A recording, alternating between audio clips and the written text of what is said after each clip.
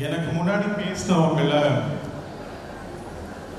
எத்தனை பேர் நீங்க பார்த்தீங்க? அதாவது அவங்க பேசும்போது பார்த்தீங்கன்னு நானும் உங்களை பார்த்துக்கிட்டே இருக்கேன்.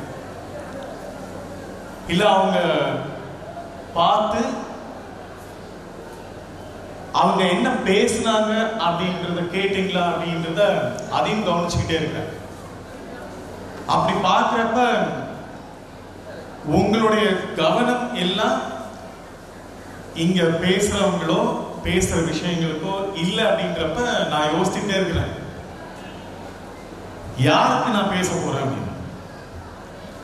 உங்களுக்கா இல்ல உங்களை உட்கார வச்சு உங்களுக்கு பின்னாடி உங்க அப்பா அம்மா எல்லாம் உட்கார்ந்துருக்காங்களா அவங்களுக்கா, இல்ல எனக்கு பின்னாடி மேலையில உட்கார்ந்துருக்காங்களே தலைவர்கள்லாம் இல்ல அவங்களுக்கா, உங்களை நீங்க பேசாதீங்க டே கேளுங்களா அப்படின்னு சைட்ல நிக்கிற டீச்சர்ஸ்கா, இங்க எனக்காக ஒருத்தர் கேமரா எடுத்துக்கிட்டு இருக்காரு, நீங்க கேட்டாலும் கேட்கலனாலும் அவர் படம் பிடிச்சி எதையாவது ஒருத்தர் யூடியூப்ல அப்லோட் பண்ணி நீங்க இன்னைக்கு கேட்காம விட்டுட்டா கூட நாளைக்கு ஒரு வருஷம் கழிச்சோ 2 வருஷம் கழிச்சோ இந்த வீடியோ யூடியூப்ல இருந்ததுன்னா யாராவது எப்பயாவது பார்த்து இந்த யூடியூப் கூட பக்கத்துல நண்பர் சொல்லிட்டு இருந்தாரு, உங்களை ஒரு யூடியூப்ல நீங்க பேசுனதை வச்சுதான், அதுவும் எப்பயோ பல வருஷங்களுக்கு முன்னாடி நீங்க பேசுனதை வச்சுதான் நான் இந்த நிகழ்ச்சிக்கு உங்களை கூப்பிடணும் அப்படின்னு முடிவு பண்ணேன் அப்படின்னு சொல்றப்ப அவர் என்ன நேரா கேட்கல, எங்கேயோ நான் பேசுனத ஒரு வீடியோ பார்த்திருக்காரு, ஆனா அப்ப முடிவு பண்ணி இன்னைக்கு உங்க முன்னாடி நிக்கிறேன். இன்னைக்கு ஒருவேளை என்ன நீங்க முதல்ல உங்களை கவனிக்கிறீங்களான்னு தெரியல, உங்களை கவனிச்சீங்க அப்படின்னா மற்றவங்களை கவனிக்கிறதுக்கான சிந்தனை வரும்.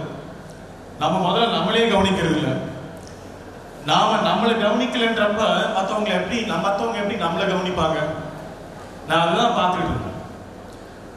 நான் இங்க என்னுடைய மேடைக்கு பேசுறப்ப இங்க உட்கார்ந்து யூனிஃபார்ம் போட்டிருக்க பாய்ஸ் எத்தனை பேர் வந்து பாத்தீங்கன்னா மேல கேப் போட்டிருக்கீங்க அப்படின்றதையும் பார்க்கிறேன். நடுவில் அந்த பின்னாடி வெள்ளை கலர்ல ஒரு ஒரு கேப் போட்டிருக்க ஒரு தம்பிய என்னால பார்க்க முடிஞ்சது.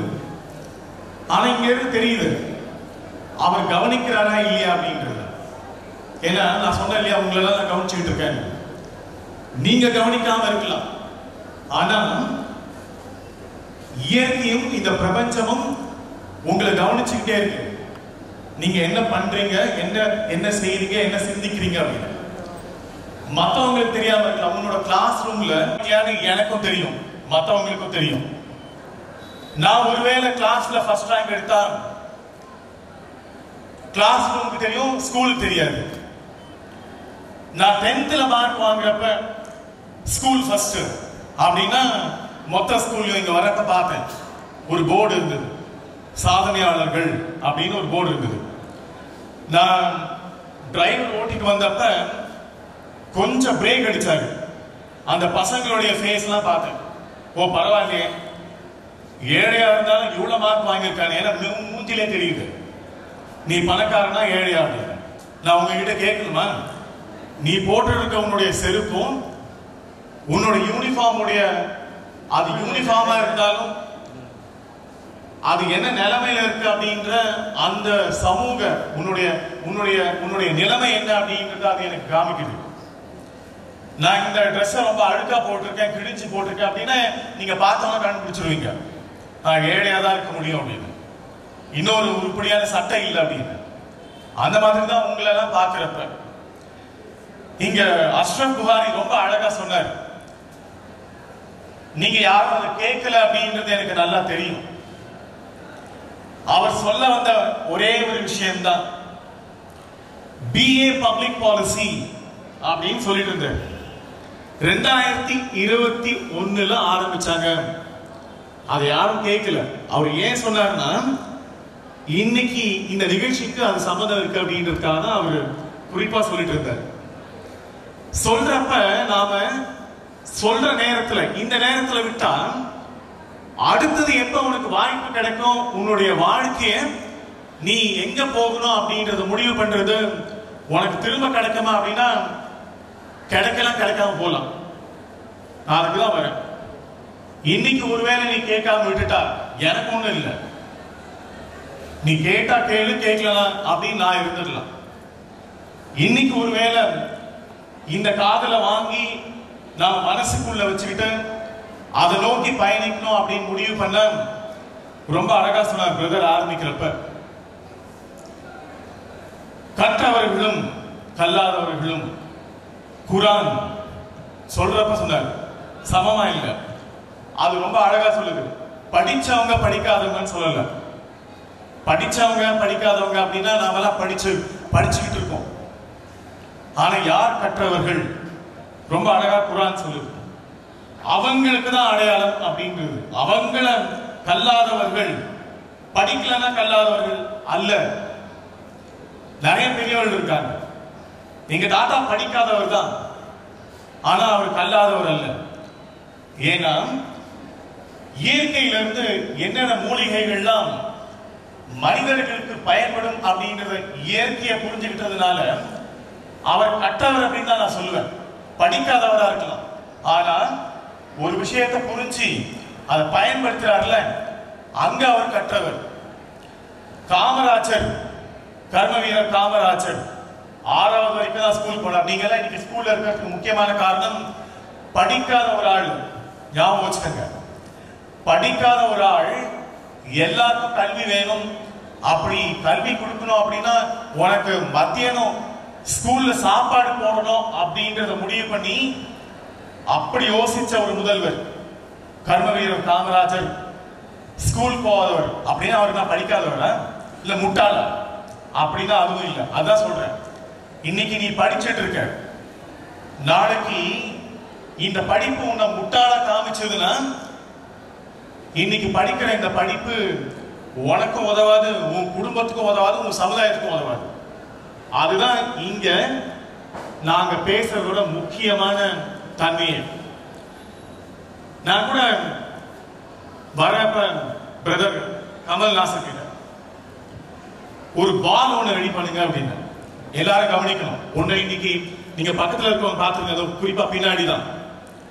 ஏன்னா நல்லா படிச்சாதான் நல்ல வாழ்க்கை அப்படின்னு நீ நினைச்சா அது வெறும் படிப்பு. ஆனா எப்படி படிச்சாலும் படிச்சா நல்ல வாழ்க்கை இருக்கு அப்படின்றதுக்காக தான் இன்னைக்கு உங்க முன்னாடி நான் நின்றுட்டு இருக்கேன். அதுதான் அவர்கிட்ட கேட்டேன், எனக்கு ஒரு கிரிக்கெட் பால் ஒன்று ரெடி பண்ணுங்க அப்படின்னு. ஆனா அவருக்கு நிச்சயமா எதுக்காக கேட்டேன் அப்படின்றது இன்னும் யோசிச்சுட்டே இருப்பாரு நினைக்கிறேன். ஏன்னா அவரு மேத்ஸ் ப்ரொஃபசர் இல்லையா, அவர் PhD வாங்கியிருக்காரு. வரப்ப அவர்கிட்ட தான் பேசிட்டு இருந்தார். யார் நம்ம கூட இருக்கிறாங்களோ அவங்களுடைய அறிவு இருக்கு இல்லையா, அந்த அறிவு வெறும் படிப்புல என்ன படிச்சிருக்கீங்க? MSc maths. நான் கேட்டேன் எந்த காலேஜ், அவரே சொல்லிட்டு இருந்தேன். PhD எதுல பண்ணாரு? PhD படிக்கிறப்ப அவரோட டாபிக்ல நான் அவர்கிட்ட வரப்ப பேசிட்டு இருந்ததுதான் எனக்கு தேவையில்லாத விஷயமா நான் நினைச்சதுன்னா நான் அவரோட இன்டராக்ட் பண்ணிருக்க மாட்டேன், தெரிஞ்சிருக்க மாட்டேன். இந்த நிகழ்ச்சி முடிச்ச உடனே உங்ககிட்ட இருந்து கேட்கக்கூடிய கேள்வி அதுதான் நான் எதிர்பார்க்கிறேன். அவர் ரொம்ப அழகா சொன்னார், இறால் வளர்ப்பு, இறால் பண்ணைகள்ல, அந்த இறால் பண்ணைகள்ல அவரான மேத்ஸ்ல ஒரு டேட்டா மாடல், அந்த டேட்டா மாடலை வச்சு இந்த இடத்துல இறால் பண்ணைக்கான சாத்தியக்கூறு இருக்கா இல்லையா அப்படிங்கிறது தான் மேத்தமேட்டிக் மாடல்ல அவர் PhD. நான் அவர்கிட்ட கேட்டேன், பிரதர் நீங்க படிச்சது மேத்ஸ், ஆனா நீங்க எடுத்த டேட்டா அனாலிட்டிக்ஸ் எல்லாத்தையும் ஜுவாலஜில எடுத்திருக்கீங்களா அப்படின்னு. சார் மேத்ஸை நான் வெறும் மேத்ஸா பார்த்தா யாருக்கும் புரியாது, அதை பயன்படுத்துற மாதிரி நான் அதை ஒரு பிராக்டிக்கலான ஒரு மாடல் டெவலப் பண்ணாதான் என்னுடைய அறிவு பயன்படும் அப்படின்றத நாங்க பயணிக்கிறப்ப, ஏர்போர்ட்ல இருந்து இந்த இடத்த பயணிக்கிறப்ப அவர்கிட்ட இருந்து நான் நிறைய கத்துக்க வேண்டியதா இருக்கு. ஞாபகம் வச்சுக்க, உன்னுடைய நண்பர்கள் கிட்ட இருந்து, உன்னுடைய வாத்தியார் கிட்ட இருந்து, உன்னுடைய அப்பா அம்மா, அவங்க படிக்காத அப்பா அம்மாவா இருக்கலாம், ஆனா அவங்க கிட்ட நிறைய நெறிகள் இருக்கு. முன்னோர்கள் கிட்ட இருந்து, உங்க ஸ்கூல்ல இருக்கிற ஈவன் அவர் வாட்ச்மேனா இருக்கலாம், நல்ல விஷயத்தை கத்துக்கிறதுக்கு யார்கிட்ட அப்படின்னு ஒன்னும் பெருசா அப்படி ஒன்னும் அடையாளம்லாம் ஒண்ணும் இல்லை.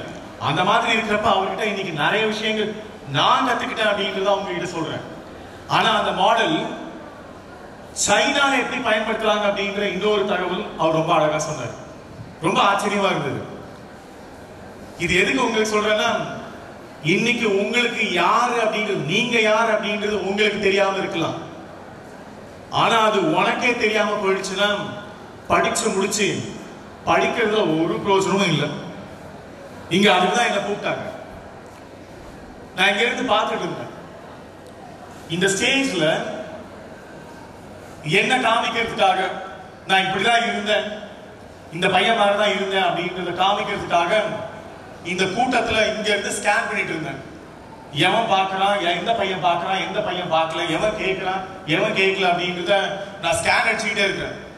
உன் தலை எப்படி இருக்கு, இந்த பக்கம் போறப்ப யாரை பார்க்கறேன், அந்த பக்கம் போறப்ப இதை பார்க்கறேன், ஜூஸ் கொடுத்தாங்கன்னா பார்க்கறேன். உங்களுடைய நடத்தை உங்களுடைய எண்ணத்திலையும் செயலையும் அப்படியே பிரதிபலிக்குது. சாப்பிட்ட அந்த ஜூஸ் பாட்டில நாம கீழே போட்டிருக்கோம். இந்த நிகழ்ச்சி முடிச்சதுக்கு அப்புறமா அப்படியே விட்டுட்டு போயிடுவோம். இதுதான் நாம படிச்ச படிப்புடைய முட்டாள்தனம். ஞாபகம் வச்சுக்க, படிச்சது இந்த மாதிரி முட்டாளா இருக்கிறதுக்காக இல்ல அப்படின்றத ஒரு விஷயத்தை சொல்றப்பதான் நான் இங்க தேடிட்டு இருந்தேன். என்ன மாதிரி யாராவது ஒரு பையனை காமிக்கணும், நான் இப்படிதான் இருந்தேன் அப்படின்னு தேடினப்ப அந்த பையனை பார்த்துட்டேன். இப்ப அந்த பையனை தான் கூப்பிட போறேன். எதுக்காக அப்படின்னா, நான் பிசிக்கலாவும் என்னுடைய உடம்புல நான் 6வது விட்டு படிப்பு வரலன்னு வரப்ப, ஞாபகம் வச்சுக்க, எனக்கு படிப்பு வரலன்னு இருப்ப 5 சப்ஜெக்ட்ல ஃபெயில் ஆயிட்டேன். 5 சப்ஜெக்ட்ல ஃபெயில் ஆனப்ப என்ன ஸ்கூல்ல விட்டு துரத்திட்டாங்க. நான் நிக்கல, வரலன்னப்ப எதுக்குன்னா 7வது 8வது 9வது 10வது ரிசல்ட் ப்ரெடிக்ட் பண்றாங்க. நான் 6வதுல இப்ப ஃபெயில் ஆயிட்டாங்க, 10வதுல ரிசல்ட் குறைஞ்சிரும்ன்றதுக்காக என்னுடைய கவர்மெண்ட் ஸ்கூல்ல இருந்து என்ன துரத்திட்டாங்க. ஆனா நீ எங்கெல்லாம் போய் படிச்சுக்க, இந்த ஸ்கூல்ல வேண்டாம் அப்படின்னு துரத்தினப்ப இந்த யூனிஃபார்ம் தான் என்னுடைய ஏக்கம். நீ உட்கார்ந்து இருக்கல இந்த சேர்ல, அதுதான் என்னுடைய ஏக்கம். உன் கூட பக்கத்துல ஃப்ரெண்ட் இருக்கலாம், அதான் என்னுடைய ஏக்கம். எனக்கு ஸ்கூல் இல்ல, டீச்சர் இல்ல, பெஞ்ச் இல்ல, பக்கத்துல ஒரு ஃப்ரெண்ட் இல்ல. ஒரு மெக்கானிக் ஷெட்ல, லாட்டரி டிக்கெட் கடையில கிழிஞ்ச ட்ரவுசரோட கிழிஞ்ச பனியனோட வேலை பார்க்கிற என்னுடைய அவலம். படிப்பு வரலன்றதுக்காக நம்ம துரத்திட்டாங்க. முட்டாள் தான், வரல. ஆனா ஏன் வரலன்னு அவங்களும் கேட்கல, எனக்கு புரியல.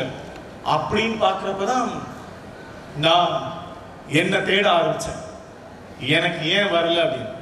இவங்க யார் கொடுக்கறத படிப்ப நான் படிக்கிறேன் அப்படின்னு திருடுதலமா ஞாபகம் வச்சுக்க. உனக்கு இன்னைக்கு இந்த இஸ்லாமியா ஸ்கூல்ல, நீ எந்த ஸ்கூல்ல ஒன்னா இருக்கலாம், கூட்டிட்டு வந்து என்ன சென்னையில இருந்து ஃபிளைட்ல கூட்டிட்டு வந்து, அதுவும் கார்ல இவ்வளவு தூரம் கூட்டிட்டு வந்து இவ்வளவு நேரம் ஸ்பெண்ட் பண்ணி உங்க முன்னாடி பேச வைக்கிற அந்த வாய்ப்பெல்லாம் எனக்கு இல்ல. இந்த ஸ்கூல் போகாத முட்டாளுக்கு ஞாபகம் வச்சுக்க. என்னை கூட்டிட்டு வந்து காமிக்கிறதுக்கு காரணம் நான் கமிஷனர் அப்படிங்கிறதுக்காக இல்ல. படிப்பு வராத ஒரு முட்டாள் ஏன் வரல அப்படிங்கிற காரணத்தை தெரியறதுக்காக தான் நான் போராடுறது. 8வது 10வது 12வதுலாம் வேலை பார்த்துக்கிட்டு, நீங்க எங்கேயாவது போன நான் வரும்போது கூட பார்த்தேன், எந்தெந்த கடைகள்லாம் நான் வேலை பார்த்த கடைகள் அப்படின்னு. ஓ சே, இந்த மாதிரி கடையில தான் நம்ம வேலை பார்த்தோம்ல, இந்த மாதிரி கடையில தான் நாம இருந்தோம்ல. ஆனா பரவாயில்ல, நாம நம்மளை தேடி இருக்கிறோம். இன்னைக்கு இந்த இடத்துல கடவுள் இன்ஷா அல்லாஹ் ரொம்ப சிறப்பா வச்சிருக்கிறாரு. இது என்னுடைய தேடுதலுக்கான ஒரு அடையாளமா பார்க்கிறப்பதான் அந்த இடத்துல சாதனையாளர்கள் அப்படின்னு 10th +2 பார்க்கிறப்ப இந்த பசங்களும் தேடணும். என்னத்தை தேடுறது, யாரை வச்சு தேட போறாங்க அப்படின்னு வரப்பதான் இங்க நான் தேவைப்படுறது. அந்த இதுலதான் நான் இங்க ஒரு தம்பியை கூப்பிடுறேன். 2வது பெஞ்ச்ல இந்த சைட்ல லெஃப்ட்ல, வட தம்பி உன்னதான் நான் தேடின பையன் இந்த மாதிரி தான், வட மேல வா.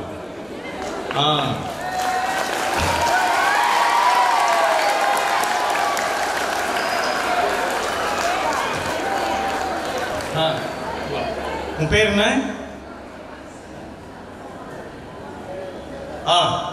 இந்த தம்பியை பாருங்க. இந்த தம்பி பேர் நிதிஷ். 9th படிக்கிறான். இந்த தம்பியை காமிக்கிறதுக்கான முக்கியமான காரணம், நான் எப்படி இருந்தேன் அப்படின்றத இங்க காமிக்கணும்ல, காமிக்கிறதுக்காக தான் இந்த தம்பியை தேடினேன். இந்த தம்பி 9th படிக்கிறான். 9th படிக்கிறப்ப இந்த தம்பியுடைய உருவம் 9th படிக்கிறான் அப்படின்னு நீங்க சென்னையில யாராவது காமிச்சீங்கன்னா நிச்சயமா நம்ப மாட்டாங்க. ஏன்னா உடல் கூறு. ஆனா இந்த உடல் கூரை வச்சு யாராவது எடை போட முடியுமா? இந்த பையன் நாளைக்கு பெரிய ஆள் ஆவானா ஆகலையா, இல்ல இவனுக்கு அதுக்கான சாத்தியக்கூறு இருக்கா இல்லையா அப்படின்னு. ஆனா இந்த சமூகம் இந்த தம்பி இருக்கிறா, இந்த இந்த இந்த இந்த எனக்கு நிதிஷ் இன்னைக்கு பக்கத்தில் நிறுத்துறதுக்கான காரணம், நான் இப்படி இருந்தேன் அப்படின்ற அந்த அடையாளத்தை காமிக்கிறதுக்காக தான். ஒரு மெக்கானிக் ஷெட்ல லாட்டரி டிக்கெட் கடையில. ஆனா தேடுதல், இந்த படிப்பு உன்னால ஞாபகம் ரொம்ப அழகா சொன்னாரு ஆரம்பிக்கிறப்ப. அரசாங்க வேலை வேணும்னா இன்னைக்கு தெரிஞ்சு வச்சுக்க, நல்ல வேலை வேணும்னா, நீ வெளிநாட்டுல சம்பாதிக்கக்கூடிய அதோட அதிகமான சம்பளம் வேணும்னா வெறும் 10வது போதும். 10வது 18 வயசு.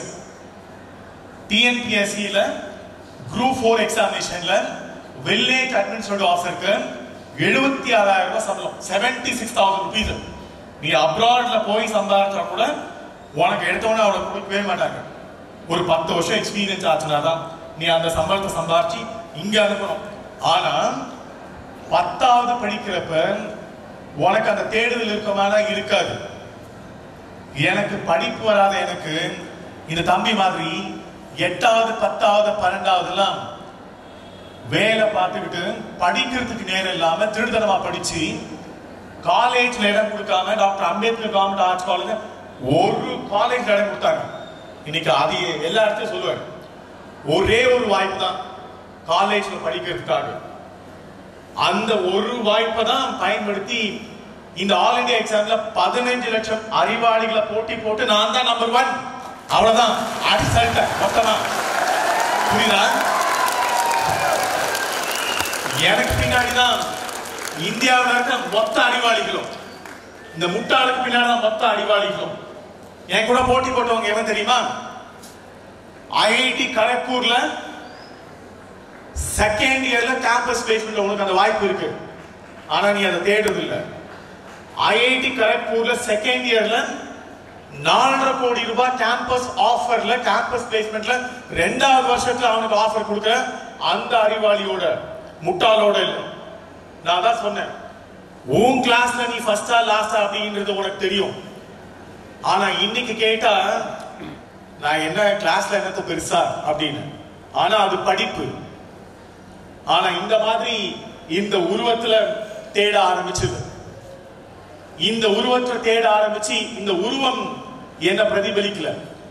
எனக்குள்ள இருக்கிற அந்த ஆளுமை, நான் எதை தேடுறேன் அப்படின்னு, எதை நோக்கி பயணிக்கிறேன் அப்படின்னு, அதுக்காக தான் இந்த பாலுக்கு வாங்குது. பால் கேட்டது அதுக்குதான். இந்த தம்பி மாதிரி வெளியில இருந்து யாராவது இந்த பையன் என்ன சாதிப்பான் அப்படின்னு யாராவது கேட்டாங்க, என்னப்பா அவனதான் பார்த்துக்கிட்டு இருக்கேனே என்னத்த அப்படின்னு. நாளைக்கு இந்த நிதிஷ் ஒரு பெரிய ஆளுமையா வரப்ப ஊர்ல இருக்கவங்க எல்லாம், ஆனா அதுக்காக இந்த தம்பி ஊர்ல இருக்கணும்ன்ற அவசியம் இல்லை. ஏன்னா இன்னைக்கு கல்வி அஷ்ரப் புகாரி தான் சொன்னார்.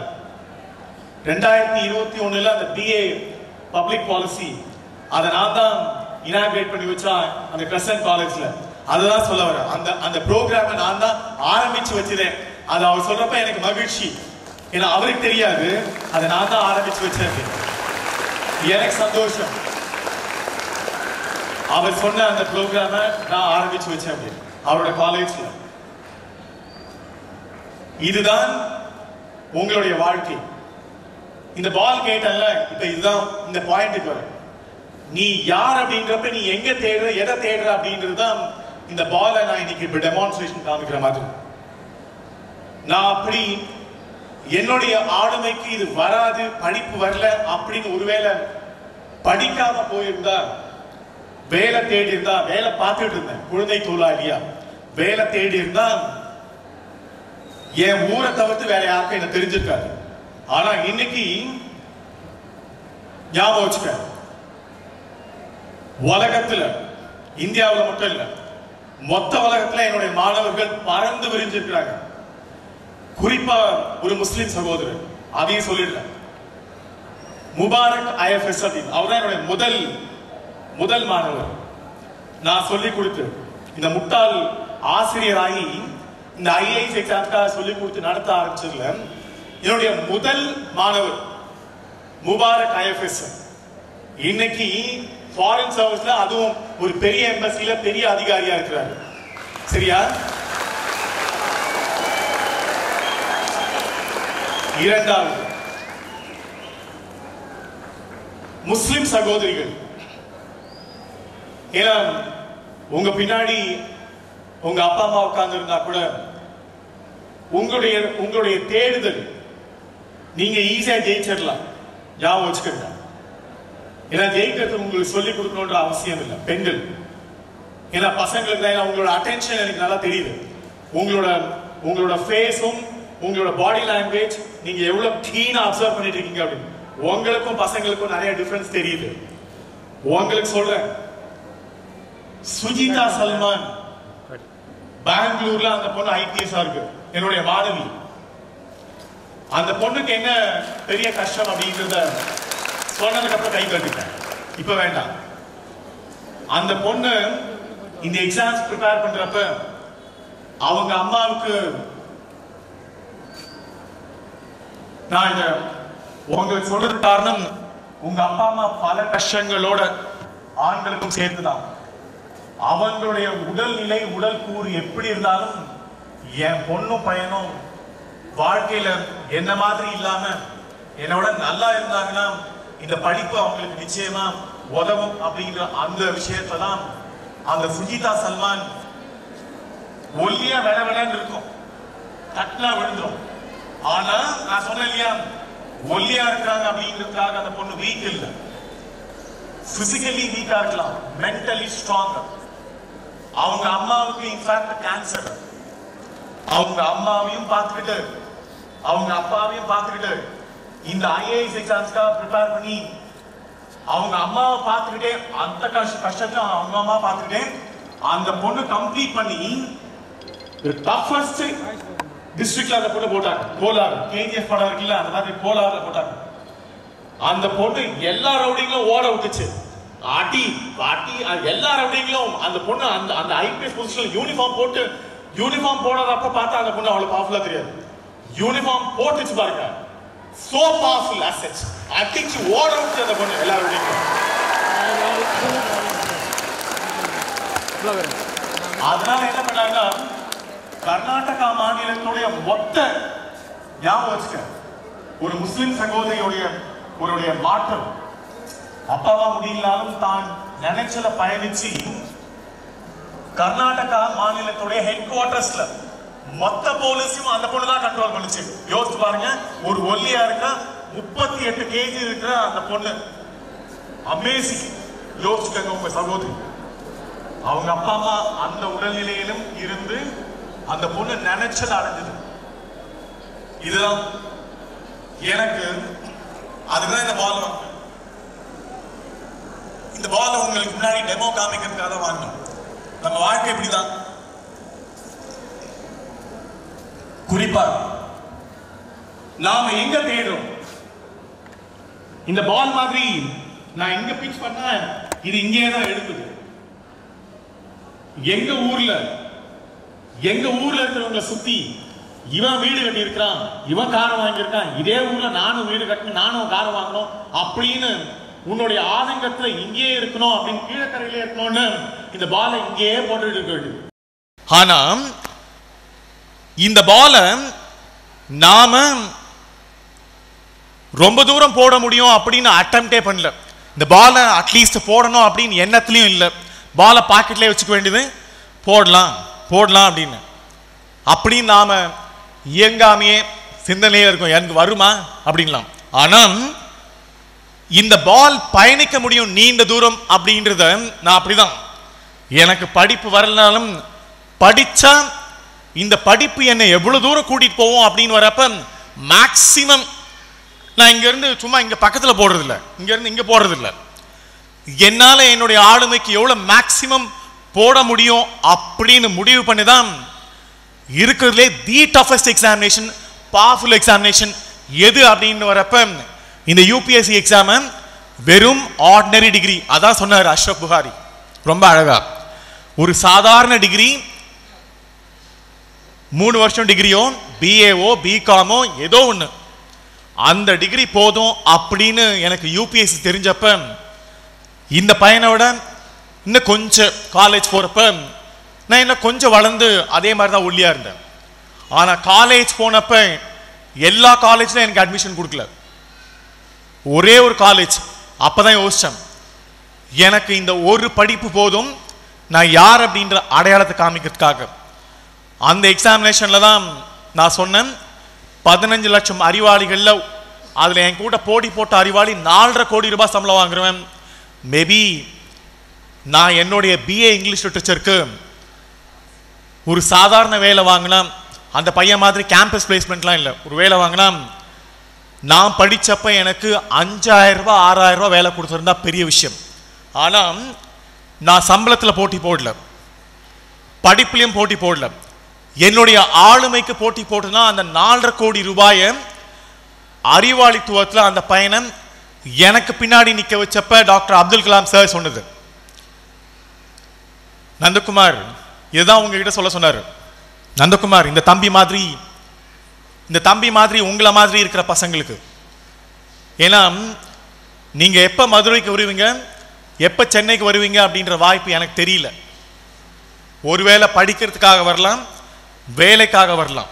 ஆனா டாக்டர் அப்துல் கலாம் சார் சொன்னது, இந்த பசங்கள்லாம் படிச்சுட்டு எதை தேடுறாங்க அப்படின்னு நான் யோசிக்கிறப்ப, நந்தகுமார் படிப்பு வரலனாலும் எவ்வளோ பெரிய விஷயத்த நீ தேடி இருக்கிற, தேடின அந்த தேடுதல் எனக்கு முன்னாடி அதுவும் என்ன உன்னால என்ன உணர முடியுது.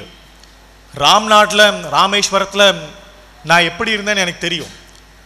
என்ன உன்னால இந்த தம்பி என்னால உணர முடியுது. அந்த மாதிரி அப்துல் கலாம் சார் சொன்னது, என்ன உன்னை வந்து என்னால உணர முடியுது.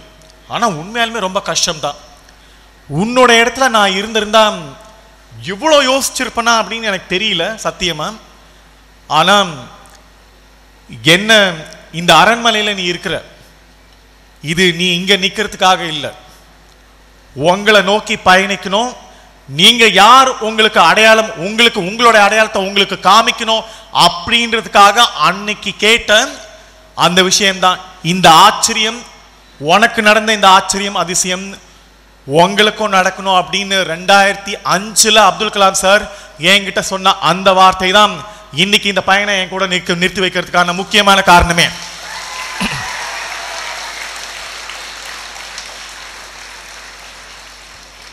இந்த பாலை நான் இப்ப எங்கேயே அடிச்சுட்டு இருந்தேன். நான் இங்கதான் என்ன உள்ளூர்ல தேடிக்கிட்டு இருந்தேன். படிக்காம இருந்தா இங்க தேடி இருப்பேன்.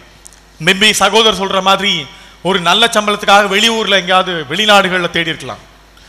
ஆனா ஒரு சின்ன பாலா இருந்தாலும் இந்த சின்ன படிப்பு என்ன எவ்வளவு தூரம் தேட வைக்க முடியும் அப்படின்னு வரப்பதான் இந்த பாலை நான் இப்ப எவ்வளவு மேக்ஸிமம், இது நான் என்னோட பிசிக் என்னவோ அவ்வளவு தூரம் தூக்கி அடிக்கிறேன். இது யார் இருந்தாலும் இங்க அவங்களுக்கு தூரம் இருக்கலாம், உங்களுடைய ஆளுமைக்கு எவ்வளவு தூரமா பயணிக்கலாம். இந்த பாலை நான் எவ்வளவு மேக்ஸிமம் தூக்கி போடுறேன் அப்படின்றதான் என்ன நான் என்னுடைய ஆளுமையில தூக்கி போட்டது. பாருங்க இப்ப தூக்கி அடிக்கிறேன் பாருங்க, போச்சுல்ல. அந்த மாதிரிதான் உங்களை இந்த கீழக்கரையிலிருந்து இந்த உலகத்தை நோக்கி உங்களுடைய சிந்தனையிலும் செயலிலும் எப்ப நீங்க பயணிக்கிறீங்களோ இந்த படிப்பு போதுமானது. நீங்க யார் அப்படின்ற அடையாளத்தை காமிக்கிறதுக்காக. அந்த அடையாளம் தான் படிப்பு வராத இந்த முட்டாளுக்கு படிப்பு இல்லது, கற்றல். கற்றல் வந்தப்ப கற்றோர் சபைகள் ஜனாதிபதி அப்துல் கலாம் ஐயா சொன்ன அந்த ஆச்சரியம் அதிசயம் உங்களுக்கும் நடக்கும் அப்படின்ற அந்த கேள்விக்குறியில, அந்த ஆச்சரிய குறியோட 2030 நான் இந்த ஸ்டேட்மெண்ட் இங்க விட்டுட்டு போறேன். 2030 என்னை கேட்டவங்க பார்த்தவங்க இங்க இருக்கிற அத்தனை பேரும், அத்தனை இந்த தம்பி மாதிரி இங்க இருக்க சகோதரிகள் மாதிரி அத்தனை பேரும் வாழ்க்கையில பெரிய ஆளா இருப்பீங்க அப்படின்னு அந்த வாக்குறுதியோட உங்களை கையை தூக்க சொல்றேன். எத்தனை பேர் நான் பார்ப்பேன் அப்படின்னு கையை தூக்குங்க. 2030 எத்தனை பேர் நான் பெரிய ஆளா பார்ப்பேன்? கையை நல்ல கை தூக்குங்க பார்ப்போம். உங்களுக்கு சந்தேகம் இருக்கா இல்ல எனக்கு இருக்கான்னு? நீடா தம்பி 2030 இந்த தம்பியோட தான் நான் நிக்கிறேன். நிச்சயமா இங்க எல்லாரும் நல்லா ஸ்ட்ரெயிட்டா கையை தூக்குங்க. இப்ப உங்க அப்பா அம்மா கிட்ட கேட்போம், உங்க பசங்களை எத்தனை பேர் பெரிய ஆளா பாப்பீங்க? கை தூக்குங்க பாருங்க. அவங்க உங்களோட நல்லா ஸ்ட்ரெயிட்டா கையை தூக்குறாங்க பாருங்க. அதான் அப்பா அம்மா, உங்க மேல இருக்க நம்பிக்கை. உங்க டீச்சருங்க கிட்ட கேட்போம், உங்க டீச்சர் கிட்ட. ஏன்னா அவங்கள டே எப்படிரா அப்படின்னு கேட்பாங்க. 2030 உங்க டீச்சர் கிட்ட கேட்போம், எத்தனை உங்க மாணவர்களை எத்தனை பேர் பெரிய ஆளா பாப்பீங்க? கை தூக்குங்க உங்க டீச்சருங்கெல்லாம். இங்க பாருங்க, இதான்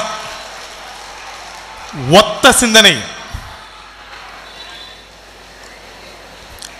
ஒத்த சிந்தனை அப்பா அம்மா, டீச்சர், இங்க உட்கார்ந்து இருக்க அத்தனை தலைவர்களும் என்னோட சேர்த்து இந்த தம்பி நிதிஷும், இந்த தம்பியை நான் நிக்க வைக்கிறதுக்கான காரணம், கையை தூக்கி நிக்கிற மாதிரி நிச்சயமா நிதிஷ் மாதிரி இங்க இருக்கிற அத்தனை சகோதரர்களும் சகோதரிகளும் பெரிய ஆளா பார்ப்பேன் அப்படின்னு உறுதியோட விடைபெறுகிறேன். நன்றி, வணக்கம்.